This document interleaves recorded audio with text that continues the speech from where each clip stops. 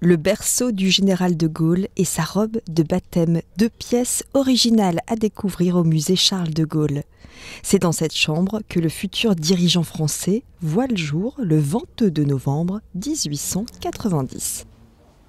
C'était une chambre d'amis qui servait à accueillir la famille, mais qui donc, a pris un poids historique avec la naissance de celui qui deviendra le futur président de la Ve République. Donc c'est une histoire finalement assez classique pour l'époque. La mère de Charles de Gaulle est venue chez ses propres parents mettre au monde son 3e enfant. Ses parents habitaient à Paris, sinon dans la maison des grands-parents maternels, donc il n'est pas resté très longtemps dans cette maison, mais il y est revenu de nombreuses fois pendant les vacances scolaires, pendant les fêtes religieuses, pour les fêtes et les traditions locales aussi, la braderie de Lille par exemple. Donc c'est une maison de retrouvailles familiales. Une maison de style 19e au cœur du vieux Lille. À la fois cossue et sobre, la décoration révèle une ambiance traditionnelle et religieuse dont le général de Gaulle aimait s'imprégner.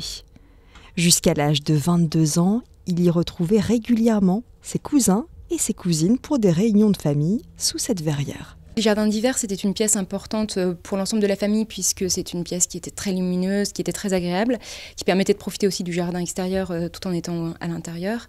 Mais c'était aussi pour les enfants, donc Charles de Gaulle, ses frères et sœurs, ses cousins, cousines, un vrai terrain de jeu où on aimait jouer aux soldats de plomb, on aimait jouer la guerre. Ça, c'était un des jeux favoris de Charles de Gaulle, ce qui n'est pas surprenant quand on voit après la vocation et le métier qu'il a épousé ensuite.